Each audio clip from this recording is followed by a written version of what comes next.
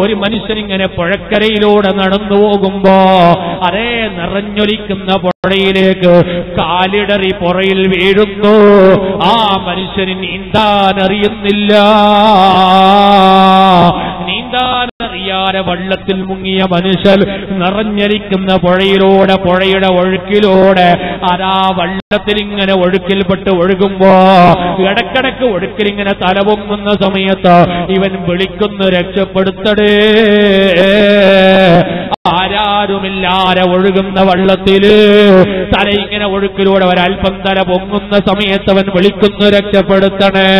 ആരോ ഒരാളിത് കരയിൽ വെച്ച് കണ്ടപ്പോൾ ആ കരയിൽ കണ്ട ഒരു വ്യക്തി ചെയ്തതെന്താണ്? വലിയൊരു കയറ് കൊണ്ടുവരികയാണ്. ആ കയറ് കൊണ്ടുവന്നിട്ട് കയറിന്റെ ഒരു കരയെ ഇദ്ദേഹം കയ്യിൽ പിടിക്കുന്നു. എന്നിട്ട് വലിയ കയറിനെ പുഴയിലേക്ക് ഇങ്ങനെ എറിഞ്ഞു കൊടുക്കുകയാണ്. ഒഴുകുന്ന മനുഷ്യന്റെ കയ്യിലേക്ക് ആ കയറ് കിട്ടിയപ്പോ ആ വെള്ളത്തിൽ ഒഴുകുന്ന മനുഷ്യൻ കയറിന്റെ കര പിടിച്ചിട്ട് അതാ ഒഴുകുന്ന വെള്ളത്തിൽ നിന്ന് കയറ് പിടിച്ചിട്ട് മെല്ലെ മെല്ലെ അടുത്തിട്ട് അവൻ കരയിലേക്ക് എത്തുന്നു. കരയിലേക്ക് എത്തി അതാ പുഴയിൽ നിന്ന് മേൽപോട്ട് കയറി ആ കരയിലൊന്നിരിക്കുമ്പോ അവനിക്കുണ്ടാകുന്ന സന്തോഷം എത്രയാണ്! സക്കറാത്തിനോട് മല്ലടിച്ചിട്ട് വെള്ളത്തിൽ മുങ്ങി ചാകാനായ മനുഷ്യൻ അതാ വെള്ളത്തിൽ നിന്ന് കയറി എന്നിട്ട് കരയിൽ കയറിയിരിക്കുമ്പോ അവന്റെ മനസ്സിലുണ്ടാകുന്ന സന്തോഷം എത്രയാണ്! ഇതിനേക്കാളും വലിയ സന്തോഷമാണ് കബറാളിക്ക് കിട്ടുന്ന പ്രാർത്ഥന, കബറാളിക്ക് കിട്ടുന്ന ദുആ. വെള്ളത്തിൽ മുങ്ങി വെപ്രാളപ്പെട്ട് രക്ഷപ്പെടാൻ വഴിയില്ലാത്ത സമയത്ത് രക്ഷപ്പെടാൻ വേണ്ടി കയറെറിഞ്ഞു കൊടുത്ത കയറും പിടിച്ചിട്ട് ഇവൻ വെള്ളത്തിൽ നിന്ന് മുകളിലേക്ക് കയറിയപ്പോൾ ഈ മനുഷ്യന്റെ മനസ്സിലുണ്ടായ സന്തോഷം എത്രയാണ്! അതിനേക്കാളും വലിയ സന്തോഷമാണ് കബറാളിക്ക് കിട്ടുന്ന ഒരു ദുആ, കബറാളിക്ക് കിട്ടുന്നൊരു പ്രാർത്ഥന. ഓ എന്റെ സംഘടനാ പ്രവർത്തകരെ, ആ ദുആ നമുക്ക് ലഭിക്കണ്ടേ? നിങ്ങൾ എന്നും കേൾക്കുന്നതല്ലേ വന്യരായ കാന്തപുരം ഉസ്താദിന്റെ ദുആ? സുന്നത്ത് ജമാഅത്തിന്റെ ഖാദിമീങ്ങൾക്ക് നീ മഗ്ഫിറത്ത് നൽകണേ അല്ലാ. എത്ര പേര് മരണപ്പെട്ടു പോയി ഉസ്താദ് അവിടെ എത്തിയില്ലേ? മണ്ണാർക്കാരിൽ 2 സുഹദാക്കൾ നമ്മൾക്കുണ്ടായപ്പോ ആ വീട്ടിലേക്ക് കാന്തപുരം ഉസ്താദ് എത്തിയില്ലേ? ഇന്നലെ ഉമറുൽ ഫാറൂഖ് എന്ന് പറയുന്ന ചെറുപ്പക്കാരൻ അരേ പഴയ കടപ്പുറത്ത് വെച്ച് വരിച്ചപ്പോ അവിടെ പൊത്തോട്ട് തങ്ങൾ എത്തിയില്ലേ? നമ്മുടെ ജില്ലയിലെ നേതാക്കന്മാർ എത്തിയില്ലേ? എല്ലാവരും അവിടെ ദുആ നടത്തിയില്ലേ? പത്രത്തിലൂടെ മയ്യത്ത് നിസ്കരിക്കാനുള്ള പ്രസ്താവന കൊടുത്തില്ലേ? ഞാൻ എന്റെ SSFന്റെ SYSന്റെ പ്രവർത്തകരോട് ചോദിക്കുന്നു, ഇതല്ലേ നമുക്ക് വേണ്ടത്? ഞാൻ മരിച്ചാൽ ആലിമീങ്ങളെ ദുആ കിട്ടണം, പോരാ.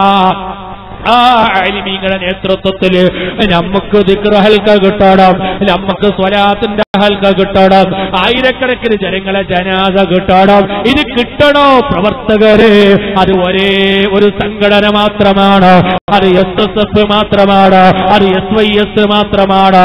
അതുകൊണ്ട് പറയട്ടെ, മരണാനന്തരം ഖബറിലേക്ക് ഫലങ്ങൾ കിട്ടാൻ, ദുആ കിട്ടാൻ, അതുപോലെ ദിക്ർ കിട്ടാൻ, സ്വലാത്ത് കിട്ടാൻ, ആയിരങ്ങളെ ജനാസ കിട്ടാൻ നിങ്ങൾ SSFൽ അടിയുറച്ച് പ്രവർത്തിച്ചോ, SYSന്റെ മെമ്പർമാരായി പ്രവർത്തിച്ചോ, ആലിമീങ്ങളെ പിന്നാലെ അണിനിരന്ന് പ്രവർത്തിച്ചോ. അതിനേക്കാളും വലിയ നേട്ടം എന്താണ് നമ്മൾക്ക് കിട്ടേണ്ടത്? അല്ലാഹു ആ ഭാഗ്യവന്മാരിൽ നമ്മെ എല്ലാവരെയും ഉൾപ്പെടുത്തുമാറാകട്ടെ. ഇതാണ് SSFന്റെ പ്രവർത്തനം, ഇതിനാണ് SYSന്റെ പ്രവർത്തനം. ഈ ദുനിയാവിൽ കല്ലെറിയാനുള്ളതല്ല, അക്രമങ്ങൾ സൃഷ്ടിക്കാനുള്ളതല്ല, ഇവിടെ കുഴപ്പങ്ങൾ ഉണ്ടാക്കാനുള്ളതല്ല, ഏതെങ്കിലും ഒരാളെ വീട് തകർക്കാനുള്ളതല്ല, മുസ്ഹഫ് കത്തിക്കാനുള്ളതല്ല, ഇത് ബോംബ് നിർമ്മിക്കാനുള്ളതല്ല. പാരത്രിക മോക്ഷത്തിന് വേണ്ടി നല്ല മനസ്സോടെ പ്രവർത്തിക്കാനുള്ളതാണ് നമ്മുടെ ലക്ഷ്യം. ഒന്ന് മാത്രമാണ്. എനിക്ക് അഹ്ലുസുന്നയുടെ ആദർശം മുറുകെപ്പിടിച്ച് ഇവിടെ ജീവിക്കണം. അതിന് പറ്റിയ ഒരു സംഘടന അല്ലാഹുവിന്റെ ഭൂമി ലോകത്തുണ്ടെങ്കിൽ അത് SYS മാത്രമാണ്, അത് SSF മാത്രമാണ്. ആ ആദർശ സംഘടനയുടെ പിന്നാലെ അണിനിരന്നിട്ട് അതേ അഹ്ലുസുന്നയുടെ പോരാളികളായി ജീവിക്കാൻ കഴിയണം. അൽഹംദുലില്ലാഹ്. ഞാൻ എന്റെ ഉമ്മമാരോട് പറയട്ടെ, ഓ വയത് കേൾക്കുന്ന ഉമ്മമാരെ, ഇതൊക്കെ പറയുമ്പോ നിങ്ങളും ശ്രദ്ധിക്കും. ഞങ്ങൾക്ക് SSFന്റെ മെമ്പർഷിപ്പ് വേണം. ഇത് വനിതാ സംഘടനയല്ല കേട്ടോ. ഉമ്മമാർക്ക് ഇവിടെ മെമ്പർഷിപ്പ് ഇല്ല. SYSൽ ഉമ്മമാർക്ക് മെമ്പർഷിപ്പ് ഇല്ല. പക്ഷേ ഞാൻ എന്റെ ഉമ്മമാരോട് ഓർമ്മപ്പെടുത്തുന്നു, ഉമ്മ നിങ്ങളെ മക്കൾ SSFന്റെ പ്രവർത്തകരാകണം, നിങ്ങളെ മക്കൾ SYSന്റെ പ്രവർത്തകരാകണം. അങ്ങനെ ആയാലോ ഈ മൊബൈൽ പരിശോധിക്കാൻ ഇവിടെ SSFന്റെ കുട്ടികൾ തയ്യാറുണ്ടോ? നിങ്ങളൊന്ന് പരിശോധിച്ചു നോക്കൂ. സുബ്ഹാനല്ലാഹ്, കാസർഗോഡ് ജില്ലയിലെ എത്ര പ്രവർത്തകരെ ഉമ്മ മരിച്ചപ്പോ അതാ ഇന്ന പ്രവർത്തകന്റെ ഉമ്മ മരണപ്പെട്ടു പോയി, ദുആ ചെയ്യണം. ഇന്ന പ്രവർത്തകന്റെ അമ്മായി മരണപ്പെട്ടു പോയി, ദുആ ചെയ്യണം. ഉമ്മമാരെ, അത് കിട്ടിയത് നിങ്ങളെ മക്കളെ കൊണ്ടാണ്, നിങ്ങളെ മരുമക്കളെ കൊണ്ടാണ്. ഓ ഉമ്മമാരെ, മക്കളെ കെട്ടിക്കുമ്പോ ആൺമക്കളില്ലാത്ത ഉമ്മമാരോട് ഞാൻ പറയട്ടെ, നിങ്ങളെ പെൺമക്കളെ കെട്ടിക്കുമ്പോ നിങ്ങൾ ശ്രദ്ധിക്കണം. എന്റെ മരുമകൻ ഒരു SSFന്റെ പ്രവർത്തകനാകണം, എന്റെ മരുമകൻ ഒരു SYSന്റെ പ്രവർത്തകനാകണം. അപ്പോഴാണ് മരിച്ചപ്പോൾ പത്രത്തിൽ വരുന്നു, അതാ ഇന്ന പ്രവർത്തകന്റെ അമ്മായിമ്മ മരണപ്പെട്ടു പോയി, മയ്യത്ത് നിസ്കരിക്കണം. MA ഉസ്താദിന്റെ പ്രസ്താവനയാണ്, പൊസോട്ട് തങ്ങളെ പ്രസ്താവനയാണ്, അരേ കാന്തപുരം ഉസ്താദിന്റെ പ്രസ്താവനയാണ്. ഉമ്മമാരെ, നിങ്ങൾക്ക് കിട്ടുന്ന നേട്ടം അതാണ്. മക്കളെ SSFലേക്ക് പറഞ്ഞേച്ചോ, SYSന്റെ പ്രവർത്തകരാക്കിക്കോ. മക്കൾ SYSന്റെ പ്രവർത്തകരാകട്ടെ, SSFന്റെ പ്രവർത്തകരാകട്ടെ. ആ നിലക്ക് നല്ല ചിന്തയോടെ ചിന്തിക്കുന്ന ഉമ്മമാരെ ആഖിറം രക്ഷപ്പെടാനുള്ള നല്ലത് ചെയ്യണം കേട്ടോ. ഞാൻ എന്റെ പ്രിയപ്പെട്ട കൂട്ടുകാരോട് ഒന്നും കൂടി പറയട്ടെ, പണ്ട് കാലത്ത് നടന്നത് ബദറാണ്, അന്ന് നടന്നത് ഉഹുദാണ്, അന്ന് നടന്നത് ഖന്ദഖാണ്. അങ്ങനെയുള്ള നേതാക്കളൊക്കെ കഴിഞ്ഞു പോയപ്പോൾ ആഖിർ സമാനിന്റെ ചണ്ടിച്ചവറുകളാകുന്ന നമ്മൾക്ക് ബദർ ഇല്ല, നമ്മക്ക് ഉഹുദ് ഇല്ല. അതുകൊണ്ടല്ലേ ഇമാം ഫഖറുദ്ദീൻ റാസി തങ്ങൾ തഫ്സീറുൽ കബീറിൽ എഴുതി വെച്ചത് കാണാം, ആഖിർ സമാനിന്റെ യുദ്ധമേതാണ്? അത് ഇസ്ലാമിക പ്രബോധനമാണ്. ആ ഇസ്ലാമിക പ്രബോധന ഗോതയിലിറങ്ങുന്ന സംഘടനയാണ് SSF. അതിൽ പ്രവർത്തിക്കുന്ന ഓരോ പ്രവർത്തകന്റെ ബാധ്യത അത് ദഅവത്താണ്, പ്രബോധനമാണ്. അതുകൊണ്ട് പറയട്ടെ, സുഹദാഇന്റെ പ്രതിഫലം കിട്ടാൻ, ജിഹാദിന്റെ പ്രതിഫലം കിട്ടാൻ നിങ്ങൾ SSFന്റെ ദഅവ മേഖലയിൽ ഇറങ്ങുന്നവരാകണം, SYSന്റെ പ്രബോധന മേഖലയിൽ ഇറങ്ങുന്നവരാകണം. അല്ലാഹു നമുക്ക് ഭാഗ്യം നൽകുമാറാകട്ടെ, അല്ലാഹു നല്ലവരിൽ ഉൾപ്പെടുത്തുമാറാകട്ടെ. ഞാൻ എന്റെ മുഅ്മിനീങ്ങളോട് ഓർമ്മപ്പെടുത്തുന്നു, ഈ സംഘടനയുടെ പിന്നാലെ അണിനിരക്കുമ്പോ നമ്മൾക്ക് നേതൃത്വം നൽകുന്നത് രാഷ്ട്രീയക്കാർ അല്ല, പർവ്വതം പോലോത്ത പണ്ഡിതന്മാരാണ്. നമ്മളെ ഇന്ന് ജീവിച്ചിരിക്കുന്ന നേതാവ് താജുൽ ഉലമാ വലിയ സയ്യിദാണ്, വലിയ പണ്ഡിതനാണ്. അതിനു പുറമെ 10,000 മുതഅല്ലിമീങ്ങളെ വാർത്തെടുത്ത മഹാനാണ്. ഇന്നും അതേ കാടാന കിതാബ് ചൊല്ലിക്കൊടുക്കുന്ന പണ്ഡിതനാണ്. 24 മണിക്കൂർ ദിക്റുമായി ബന്ധപ്പെടുന്ന മഹാനാണ്. ഇന്നും രാവിലെ എഴുന്നേറ്റ് തഹജ്ജുദ് നിസ്കരിക്കുന്ന മഹാനാണ്. രാത്രി 11 റക്അത്ത് വിത്ർ നിസ്കരിക്കുന്ന മഹാനാണ്. എല്ലാ സമയത്തും ഖുർആൻ ഓതിക്കൊണ്ടിരിക്കുന്ന പണ്ഡിതനാണ്. അതിന് പുറമേ 18ഓളം തരീഖത്തിന്റെ ശൈഖായ പണ്ഡിതനാണ്. ഇതുപോലത്തൊരു മഹാന് ഇന്ന് ലോകം പരിധിയാ കിട്ടൂല. ആ വലിയ നേതാവിന്റെ പിന്നാലെയാണ് അണിനിരക്കുന്നത്. ഇനി നമുക്ക് നേതൃത്വം നൽകുന്നത് ആരാണ്? ബഹുമാനപ്പെട്ട സുൽത്താനുൽ ഉലമാ കാന്തപുരം ഉസ്താദ്. അല്ലാഹു അവിടുത്തെ സ്ഥാനം ഇനിയും ഉയർത്തിക്കൊടുക്കുമാറാകട്ടെ. എന്റെ പ്രിയപ്പെട്ട പ്രവർത്തകരോട് പറയട്ടെ, ബഹുമാനപ്പെട്ട കാന്തപുരം ഉസ്താദ്, നിങ്ങൾ കണ്ടോ ഈ പന്ത് കളിക്കുന്ന കുട്ടികൾ എല്ലാം കളിക്രാന്തന്മാരാണ്. പതിയാക്കുന്ന നമ്മളെ വകെ കളി കളി നിർത്താറ്, നമ്മളെ വകെ എനിക്കൊരു ആഘോഷം കളി തുടങ്ങി അല്ലേ? ആ കളിക്കുന്ന കുട്ടികൾ ഇങ്ങനെ നിലത്തേക്ക് പന്തറിയുമ്പോഴോ ശക്തി കൂട്ടി പിന്നെ അത് കൊണ്ടുന്നത് നല്ലോണം ശക്തിയുടെ പിന്നെയും പൊന്തും. കണ്ടില്ലേ? ഇതുപോലെയാണ് കാന്തപുരം ഉസ്താദ്. ചെറിയ ചെറിയ ആരോപണങ്ങൾ, വലിയ വലിയ ആരോപണം പറയുമ്പോൾ ബോൾ വന്നു പോലെ പൊന്തരന്റെ ഏതെല്ലാം ആരോപണമാണ് വന്നത്. പക്ഷെ ഉസ്താദ് എവിടെ എത്തിയെന്നറിയോ? പിടുത്തം കിട്ടുന്നില്ല. അത് എറിയുമ്പോൾ കുറച്ച് മുമ്പെറിയണ്ടേ? ഇപ്പൊ എന്തിന്റെ കാര്യം? ഇപ്പൊ ലെവലൊക്കെ വിട്ടില്ലേ? ഇപ്പൊ പിടുത്തം തെറ്റിയില്ലേ? ഉസ്താദ് എവിടെ? 6 മണിക്ക് ബുഖാരി ക്ലാസ് ചെയ്യണം, 10 മണിക്ക് എയർപോർട്ടില്, 12 മണിക്ക് കുവൈറ്റില്, 4 മണിക്ക് ഖത്തറില്, 10 മണിക്ക് അമേരിക്കയില്, 6 മണിക്ക് സുബഹിക്ക് ബുഖാരി ക്ലാസ്സില്. പിടുത്തം തെറ്റിയില്ലേ? ഇനി പിടുത്തം കിട്ടാറുണ്ടോ? ഇനി ആര് കല്ലെറിഞ്ഞിട്ടും കാര്യമില്ല. അതൊക്കെ പിടുത്തം തെറ്റി എത്തേണ്ടടുത്തേക്ക് എത്തി. അല്ലാഹു ഇനിയും ദർജ കൂട്ടിക്കൊടുക്കുമാറാകട്ടെ. എന്റെ പ്രിയപ്പെട്ട പ്രവർത്തകരെ, എന്നും നമ്മൾ ദുആ ചെയ്യണം. ബഹുമാനപ്പെട്ട താജുൽ ഉലമാക്ക് 95 വയസ്സാണ്, നമുക്ക് ചിന്തിക്കാൻ കഴിയുന്നില്ല. എം.എ. ഉസ്താദിന് 92.5 വയസ്സാണ്, നമുക്ക് ചിന്തിക്കാൻ കഴിയുന്നില്ല. കാന്തപുരം ഉസ്താദിന് 77 വയസ്സാണ്, നമുക്ക് ചിന്തിക്കാൻ കഴിയുന്നില്ല. ഞാനൊക്കെ ചിന്തിക്കുന്നത്, പ്രവർത്തകരൊക്കെ ചിന്തിക്കുന്നത്, നമ്മൾ ഈ മൊബൈൽ എടുത്ത് മാറ്റുന്നത് പോലെ, ഈ വാച്ചിങ് എടുത്ത് മാറ്റുന്നത് പോലെ എനിക്കൊക്കെ ആയുസ് എടുത്ത് കൊടുത്ത് എന്റെ ആയുസിനെ അങ്ങ് നീക്കം ചെയ്യാൻ പറ്റുമായിരുന്നു. ഞാനത് കാന്തപുരത്താൻ കൊടുക്കിട്ടിരുന്നു. കാരണം നമ്മൾ അല്ലേ, നമ്മൾ ജീവിച്ചിട്ട് കാര്യം. നമ്മുടെ നാട്ടിൽ എത്ര എരുമകളുണ്ട്, എത്ര പശുക്കളുണ്ട്, ഇതൊക്കെ ജീവിച്ചൊന്നും കാര്യം കത്തായി മാറ്റി നാട്ടുണ്ടായി എന്നല്ലാതെ വേറെന്തെങ്കിലും കാര്യമുണ്ടോ? ഇതുപോലെയല്ലേ നമ്മൾ എന്തെങ്കിലും ചെയ്തോ? നമുക്ക് ഇന്നവരെ ഒരു മദ്രസ ഉണ്ടാക്കാൻ നമ്മളെ കൊണ്ട് കഴിഞ്ഞോ? നമുക്ക് ചെറിയ ഇസ്ലാമി പള്ളി ഉണ്ടാക്കാൻ നമ്മളെ കൊണ്ട് കഴിഞ്ഞോ? കരപ്പള്ളി ഉണ്ടാക്കാൻ നമ്മളെ കൊണ്ടൊന്നും കഴിഞ്ഞില്ല. ഉസ്താദോ പിടുത്തം തെറ്റി. 10 ലക്ഷത്തിന്റെ വള്ളിയല്ല, 40 കോടി, ഇപ്പൊ 400 കോടി എത്തിങ്ങാ പറയുന്നത്. കോടിയാണ്. അതിനിടയ്ക്ക് നോളജ് സിറ്റി ഇതൊക്കെ പൂർത്തിയാകണ്ടേ? അല്ലാഹു എല്ലാ വഴികളും തുറക്കുമാറാകട്ടെ. പ്രിയപ്പെട്ട പ്രവർത്തകരെ, നമ്മളെപ്പോഴും ദുആ ചെയ്യണം. അതിനെയും കുറെ ആയുസ് നീട്ടി കിട്ടണം. ആയുസ് നീട്ടി കിട്ടിയാലും പോലെ അവസാനം ആഫിയത്തും പോകണം. കൃത്യമായത്തിന് വേണ്ടി ഓടണ്ടേ? എപ്പോഴും ദുആ ചെയ്യണമെന്ന് വളരെ വിനയത്തോടെ ഞാൻ ഓർമ്മപ്പെടുത്തുകയാണ്. ഈ പർവ്വതം പോലത്തെ പണ്ഡിത കേസരികളുടെ പിന്നിലാണ് നമ്മുടെ ഈ SSFന്റെ പ്രവർത്തനം, നമ്മുടെ SYSന്റെ പ്രവർത്തനം. ഞാൻ എന്റെ പ്രിയപ്പെട്ടവരോട് ഓർമ്മപ്പെടുത്തുന്നു. ബഹുമാനപ്പെട്ട ബിശ്റുൽ ഹാഫി റളിയല്ലാഹു തആല അൻഹു പറഞ്ഞ സംഭവം ഇല്ലേ, സയ്യിദുനാ മുഹമ്മദുർ റസൂലുള്ളാഹി സല്ലല്ലാഹു അലൈഹി വസല്ലം ബഹുമാനപ്പെട്ട ബിശ്റുൽ ഹാഫി തങ്ങൾ രേഖപ്പെടുത്തുന്നു. ഇമാം ഗസാലി തങ്ങൾ അവിടുത്തെ മുഖാസബന്റെ തുടക്കത്തിൽ എഴുതി വെച്ചത് കാണാം. ബിശ്റുൽ ഹാഫി റളിയല്ലാഹു അൻഹു പറയുന്നു, റഅയ്തു നബിയ സല്ലല്ലാഹു അലൈഹി വസല്ലമ ഫിൽ മനാം.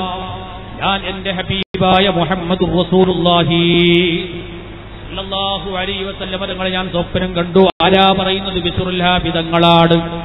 ഓ എന്റെ പ്രിയപ്പെട്ട കൂട്ടുകാരെ, ഉമ്മമാരെ, ബിശ്റുൽ ഹാഫി തങ്ങൾ പറയുന്നു, റഅയ്തു നബിയ സല്ലല്ലാഹു അലൈഹി വസല്ലമ ഫിൽ മനാം. ഞാൻ എന്റെ ഹബീബ് തങ്ങളെ സ്വപ്നം കണ്ടു. അല്ലാഹു നമുക്കും ഭാഗ്യം നൽകുമാറാകട്ടെ. അല്ലാഹു നമുക്കും ഭാഗ്യം നൽകുമാറാകട്ടെ.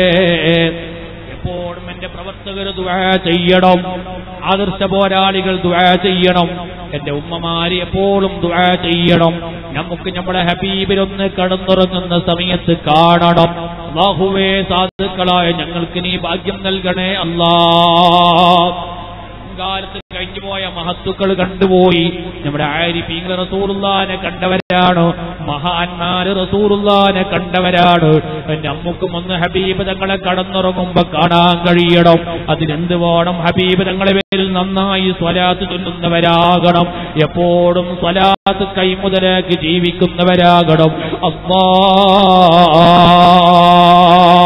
ഹബീബ് തങ്ങളെ കണ്ടിട്ടല്ലാതെ നീ ഞങ്ങളെ മരിപ്പിക്കല്ലേ അല്ലാ.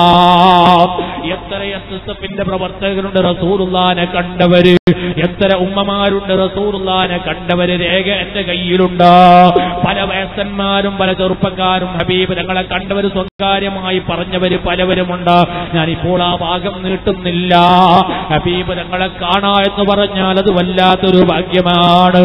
ഇന്ന് ഞാൻ ഇവിടെ വാദിന് വരാൻ പോകുന്ന സമയത്തൊരു കുട്ടി വന്നിട്ട്, അസറിന്റെ സമയത്തൊരു കുട്ടി വന്നിട്ട് പറയുന്നു, സാറേ എന്റെ ഉമ്മ ഇന്നലെ രാത്രി റസൂലുള്ളാഹിന്റെ സ്വപ്നം കണ്ടിട്ടുണ്ടെന്ന സന്തോഷ വാർത്ത അറിയാൻ നിങ്ങളോട് പറയാൻ എന്നോട് ഉമ്മ ഏൽപ്പിച്ചിട്ടുണ്ട് സാറേ. സുബ്ഹാനല്ലാഹ്, ഇത് കേട്ടപ്പോ ഞാനങ്ങ് കരഞ്ഞുപോയി.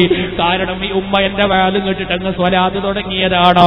അങ്ങ് സ്വലാത്ത് ചൊല്ലി ചൊല്ലി ചൊല്ലി ചൊല്ലി ഹബീബ് തങ്ങളെ സ്വപ്നം കാണുന്നു. പക്ഷേ പ്രസംഗിച്ച് നടക്കുന്ന ഈ സാധുവിനെ ഇന്നുവരെ കാണാൻ കഴിഞ്ഞിട്ടില്ല. അല്ലാഹുവേ, നീ ഞങ്ങൾക്ക് ഭാഗ്യം നൽകണേ റഹ്മാനേ. ഒന്ന് ഹബീബ് തങ്ങളെ കാണണം. SSFകാരന്റെ മനസ്സിലെപ്പോഴും അത് ഉണ്ടാകണം. SYSകാരന്റെ മനസ്സിലെപ്പോഴും ഉണ്ടാകണം. എപ്പോഴും റബ്ബിനോട് ദുആ ചെയ്യണം. അല്ലാഹ്, ആ ഹബീബ് തങ്ങളെ ഒന്ന് കണ്ടുപോയാൽ യൂസുഫ് നബ്ഹാനി തങ്ങൾ ജവാഹിറിൽ എഴുതി വെച്ചത് കണ്ടില്ലേ? അവിടുത്തെ സഅദാത്തു ദാറൈനിൽ എഴുതി വെച്ചത് കണ്ടില്ലേ? ഹബീബ് തങ്ങളെ കണ്ട ഒരു മനുഷ്യന്റെ കൽബിന്റെ കറകളങ്ങ് നീങ്ങിപ്പോയി. പിന്നെ അവന്റെ കൽബിൽ ചതിയില്ല, പിന്നെ അവന്റെ കൽബിൽ വഞ്ചനയില്ല, അസൂയയില്ല, വൈരാഗ്യമില്ല, വിദ്വേഷമില്ല. നല്ല കറകളഞ്ഞ കണ്ണാടിച്ചില്ല് പോലെ കൽബ് പ്രകാശിക്കുകയാണ്. പിന്നീട് അങ്ങോട്ടുള്ള ജീവിതം റബ്ബിന്റെ പൊരുത്തത്തിന്റെ ജീവിതമാണ്. ഹബീബ് തങ്ങളെ ഒന്ന് കണ്ടുപോയ മനുഷ്യ, പിന്നെ നിനക്കൊരു അന്യപ്പെണ്ണിനെ നോക്കണമെന്ന ചിന്തയില്ല, അന്യപ്പെണ്ണിനെ കാണണമെന്ന ചിന്തയില്ല, ഹറാമായ സിനിമകൾ കാണണമെന്ന ചിന്തയില്ല, ഏതോ വൃത്തികെട്ട പെണ്ണിന്റെ ചിത്രം കാണണമെന്ന ചിന്തയില്ല. എന്തുകൊണ്ട്? റബ്ബി ഹബീബ് തങ്ങളെ കാണലോടുകൂടെ എന്റെ കൽബിന്റെ എല്ലാ വടക്കുകളും നീങ്ങിപ്പോയി. അല്ലാഹ് നീ ഞങ്ങൾക്ക് ഭാഗ്യം നൽകണേ റഹ്മാനേ. ആ ഹബീബ് തങ്ങളെ കണ്ടവർ മരിക്കുന്ന സമയത്ത് അവരെ ഈമാന് രക്ഷപ്പെട്ടു പോയി. പോരാ, നാളെ റബ്ബിന്റെ മുമ്പിലേക്ക് എത്തുമ്പോ ഹബീബ് തങ്ങളെ കണ്ട മുഅ്മിനീങ്ങൾക്ക് ശഫാഅത്ത് നിർബന്ധമായി പോയി. ആ വലിയ ഭാഗ്യം പാവപ്പെട്ട ഞങ്ങൾക്ക് നീ നൽകണേ അല്ലാഹ്. ബഹുമാനപ്പെട്ട ബിസ്റുൽ ഹാഫി റളിയല്ലാഹു അൻഹു പറയുന്നു, ഓ ഞാൻ എന്റെ ഹബീബ് തങ്ങളെ സ്വപ്നം കാണുകയാണ്. സ്വപ്നം കണ്ടപ്പോൾ എന്നോട് നബി തങ്ങൾ ഇങ്ങോട്ട് ചോദിക്കുന്നു, യാ ബിസ്ർ അതദ്രി ബിമാ റഫഅകല്ലാഹു മിൻ ബൈനി അഖ്റാനിക. ബിസ്റേ, നിങ്ങളെ കൂട്ടുകാർ എത്ര പേരുണ്ട്? അവരുടെ ഇടയിൽ നിന്ന് നിങ്ങൾക്ക് ഇത്രയും വലിയ സ്ഥാനം കിട്ടാനുള്ള കാരണം എന്താണ്? അല്ലാഹുവിന്റെ ഹബീബ് ഇങ്ങോട്ട് എന്നോട് ചോദിക്കുന്നു, നിങ്ങൾക്ക് സ്ഥാനം കിട്ടിയതിന്റെ കാരണം എന്താണ്? ബിസ്റുൽ ഹാഫി തങ്ങൾ പറയുന്നു, ഇല്ല നബിയേ, ലാ യാ റസൂലല്ലാഹ്, അറിയൂല നബിയെ, അറിയൂല. എനിക്ക് സ്ഥാനം കിട്ടിയതിന്റെ കാരണം ഞാൻ അറിയൂല നബിയെ. ആരാ പറയുന്നത്? ബിസ്റുൽ ഹാഫി 70 കൊല്ലം ജീവിച്ചു വഫാത്തായ മഹാനാണ്. 70 കൊല്ലക്കാലം അല്ലാഹുവിന്റെ ഭൂമി ലോകത്ത് ജീവിക്കുമ്പോ ബിസ്റുൽ ഹാഫി തങ്ങൾ കല്യാണം കഴിച്ചിട്ടില്ല, മംഗലം കഴിച്ചിട്ടില്ല. എന്തേ കല്യാണം കഴിക്കാത്തതിന്റെ കാരണോ? അങ്ങ് ദിക്റുമായി ബന്ധപ്പെട്ട് ദിക്റ് ചൊല്ലിട്ട് കല്യാണം കഴിക്കാൻ മറന്നുപോയതാണ്.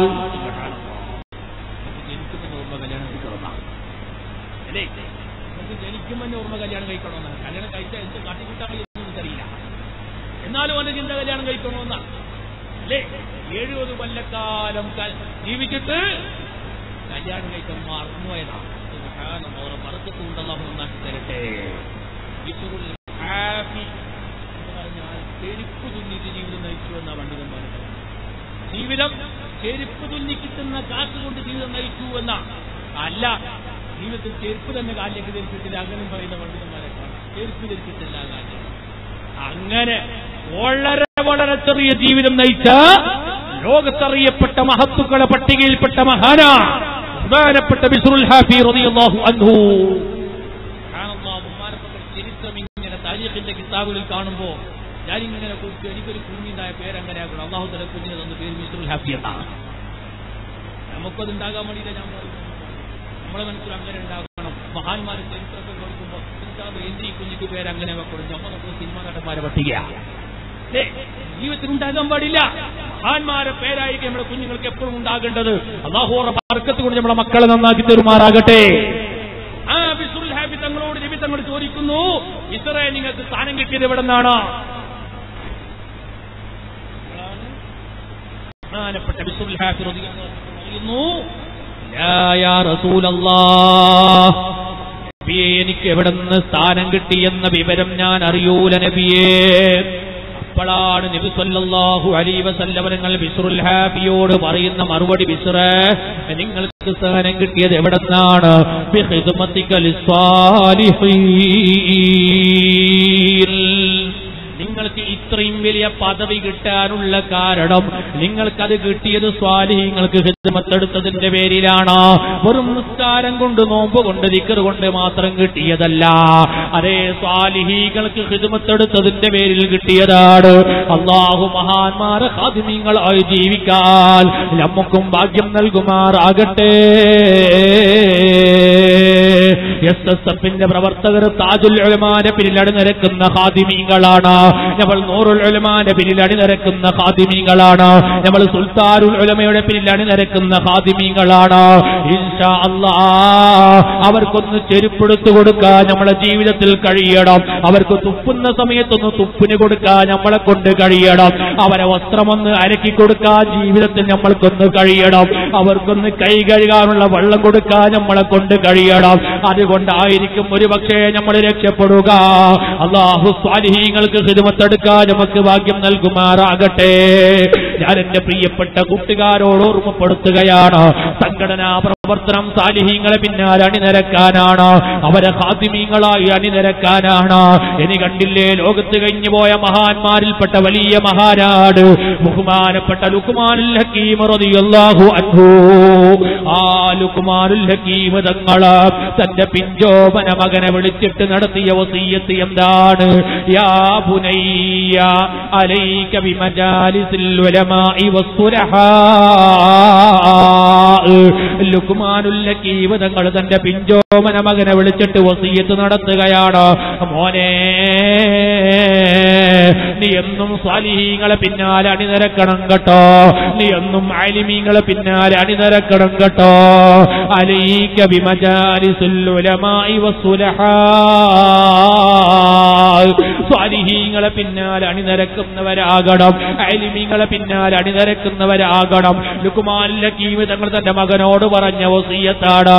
അതേ വസിയ്യത്തല്ലേ പരിശുദ്ധ ഖുർആനിൽ അല്ലാഹു തആല പറയുന്നു, യാ അയ്യുഹല്ലദീന ആമനു തഖുല്ലാഹ്. ഈമാനുള്ള ജനങ്ങളെ, നിങ്ങൾ തഖ്വ ചെയ്യുന്നവരാകണം, അല്ലാഹുവിനെ പേടിച്ച് ജീവിക്കുന്നവരാകണം, 5 വക്ത് കൃത്യമായി നിസ്കരിക്കുന്നവരാകണം, എല്ലാ കൽപ്പനകളും അനുസരിക്കുന്നവരാകണം, അതുപോലെ വിരോധിക്കപ്പെട്ട കാര്യങ്ങൾ കൈയൊഴിക്കുന്നവരാകണം. അത് മാത്രം പോരാ. ഇനി കണ്ടോ പരിശുദ്ധ ഖുർആൻ അങ്ങോട്ട് പറയുന്നത്, വകൂനൂ മഅസ്സാദിഖീൻ. നിങ്ങൾ എന്നും സജ്ജനങ്ങളെ പിന്നാലെ അണിനിരക്കുന്നവരാകണം, സ്വാലിഹീങ്ങളെ പിന്നാലെ അണിനിരക്കുന്നവരാകണം. അവരാണ് യഥാർത്ഥ മുഅ്മിനീങ്ങൾ. ആലിമീങ്ങളുടെ സാലിഹീങ്ങളെ പിന്നാലെ അണിനിരക്കാതെ വെറും ഇബാദത്തിന്റെ പിന്നാലെ പോയവർക്ക് രക്ഷപ്പെടാൻ കഴിയില്ല. അതുകൊണ്ട് പരിശുദ്ധ ഖുർആൻ പറയുന്നു, നിങ്ങൾ തഖ്വയുള്ളവരാകണം, പോരാ വകൂനൂ മഅസ്സാദിഖീൻ. തഖ്വയോടുകൂടെ നിങ്ങൾ സാലിഹീങ്ങളെ പിന്നാലെയും ആകണം. അങ്ങനെ സാലിഹീങ്ങളെ പിന്നാലെ ആയാലോ നിങ്ങളാണ് രക്ഷപ്പെട്ടവര്, നിങ്ങളാണ് ആഖിറം വിജയിച്ചവര്. പരിശുദ്ധ ഖുർആൻ ആ സാലിഹീങ്ങളെ പിന്നാലെ അണിനിരക്കാറുള്ളതാണ് സംഘടനാ പ്രവർത്തനം. അല്ലാഹു ആ ഭാഗ്യവന്മാരിൽ നമ്മളെ എല്ലാവരെയും ഉൾപ്പെടുത്തുമാറാകട്ടെ. എപ്പോഴും അഹ്ലുസുന്നക്ക് വേണ്ടി പ്രവർത്തിക്കുന്നവരാകണം, നല്ല ആദർശബോധമുള്ള പ്രവർത്തകരാകണം. ഞാൻ ആ ഭാഗം നീട്ടി പറയുന്നില്ല, കുറെ ഉമ്മമാരുണ്ടെന്ന് എനിക്കറിയാം. ഞാൻ എന്റെ പ്രിയപ്പെട്ട കൂട്ടുകാരോട് പറയട്ടെ, ഇവിടെ ഒരുമിച്ചുകൂടി SSFന്റെ പ്രവർത്തകര്, ഇവിടെ ഒരുമിച്ചുകൂടി SYSന്റെ പ്രവർത്തകര്, നിങ്ങൾ 5 വക്ത് കൃത്യമായി നിസ്കരിക്കുന്നവരാകണം. അത് ജമാഅത്തായി ചെയ്യാൻ വേണ്ടി തന്നെ ശ്രമം നടത്തണം. ഒരൊറ്റ സ്വബഹിയും ഖളാക്കി പോകരുത് പ്രവർത്തകരെ. അങ്ങനെ കളാക്കുന്നൊരു പ്രവർത്തകൻ നമ്മൾ ഈ നാട്ടിലുണ്ട് എങ്കിൽ അവന്റെ SSFന്റെ മെമ്പർഷിപ്പ് വാങ്ങിവെക്കണം കേട്ടോ. നിസ്കരിക്കാത്തവർക്ക് അത് കൊടുക്കാൻ പറ്റൂല. 5 വക്ത് കൃത്യമായി നിസ്കരിക്കുന്നവരാകണം. അത് ജമാഅത്തായി ചെയ്യാൻ വേണ്ടി ശ്രമിക്കണം. ഇനിയും ഞാൻ എന്റെ SSFന്റെ SYSന്റെ പ്രവർത്തകരോട് പറയട്ടെ, സുബഹി നിസ്കാരം കഴിഞ്ഞാൽ ഒരു കടലാസെങ്കിലും ഖുർആൻ ഓതണം. ഇതാണ് ഞങ്ങൾക്ക് പറയാനുള്ളത്. അക്രമം ഉണ്ടാക്കാൻ ഞങ്ങൾ പറയാറില്ല, കുഴപ്പമുണ്ടാക്കാൻ ഞങ്ങൾ പറയാറില്ല. എന്നും നമ്മളെ പ്രവർത്തകർ അച്ചടക്കബോധമുള്ള പ്രവർത്തകരാക്കലാണ് സുന്നത്ത് ജമാഅത്തിന്റെ. പണ്ട് പണ്ഡിതന്മാരുടെ ബാധ്യത. ആ പണ്ഡിതന്മാരെ ഏൽപ്പിച്ചതാണ് ഞാൻ നിങ്ങളോട് ഓർമ്മപ്പെടുത്തുന്നത്. എന്റെ പ്രിയപ്പെട്ട കൂട്ടുകാരെ, നിങ്ങൾ സുബഹി നിസ്കാരത്തിന്റെ പിറകെ ഒരു കടലാസെങ്കിലും ഖുർആൻ ഓതുന്നവരാകണം. ഒന്നും കൂടി ഞാൻ എന്റെ പ്രിയപ്പെട്ട കൂട്ടുകാരോട് പറയട്ടെ, എപ്പോഴും സൂറത്തു തബാറക ഓതുന്നവരാകണം. സൂറത്തു തബാറക ഓതുന്നവരാകണം. സയ്യിദുനാ മുഹമ്മദുർ റസൂലുള്ളാഹി സല്ലല്ലാഹു അലൈഹി വസല്ലമ തങ്ങൾ പറഞ്ഞില്ലേ, സൂറത്തുൽ മുൽക്ക് ഹിയൽ മുൻജിയ. സൂറത്തുൽ മുൽക്ക് എന്ന് പറയുന്ന തബാറക സൂറത്ത് അത് നിന്നെ നാളെ പാരത്രിക ലോകത്ത് രക്ഷപ്പെടുത്തുന്ന സൂറത്താണ്. SSFന്റെ SYSന്റെ പ്രവർത്തകരോട്, ഇവിടെ വഅല് കേൾക്കുന്ന ഉമ്മമാരോട് ഞാൻ പറയട്ടെ, എപ്പോഴും തബാറക സൂറത്ത് നിത്യമായി ഓതുന്നവരാകണം. ഹബീബുൽ വറ മുഹമ്മദുർ റസൂലുള്ളാഹി സല്ലല്ലാഹു അലൈഹി വസല്ലമ തങ്ങള് അവിടുത്തെ സ്വഹാബത്തിൽപ്പെട്ട ഒരു പറ്റം സ്വഹാബത്തെ ഇസ്ലാമിക പ്രബോധനത്തിന് വേണ്ടി മറ്റൊരു രാജ്യത്തേക്ക് പറഞ്ഞേച്ചപ്പോ ആ സ്വഹാബത്ത് ഇസ്ലാമിക പ്രബോധനത്തിന് വേണ്ടി പോയി. അവിടെ ഒരു ഖൈമ ഉണ്ടാക്കാൻ, ഒരു കൂടാരമുണ്ടാക്കാൻ, അതാ കുഴി കുഴിക്കുന്ന സമയത്ത്, ഒരു കുഴി കുഴിക്കുന്ന സമയത്ത്, തൂണ് നാട്ടാൻ ഒരു കുഴി കുഴിക്കുന്ന സമയത്ത് അതാ പോയ സ്വഹാബത്തിന് അറിഞ്ഞില്ല ഇതൊരു ഖബർസ്ഥാനിയാണെന്ന് അറിഞ്ഞില്ല.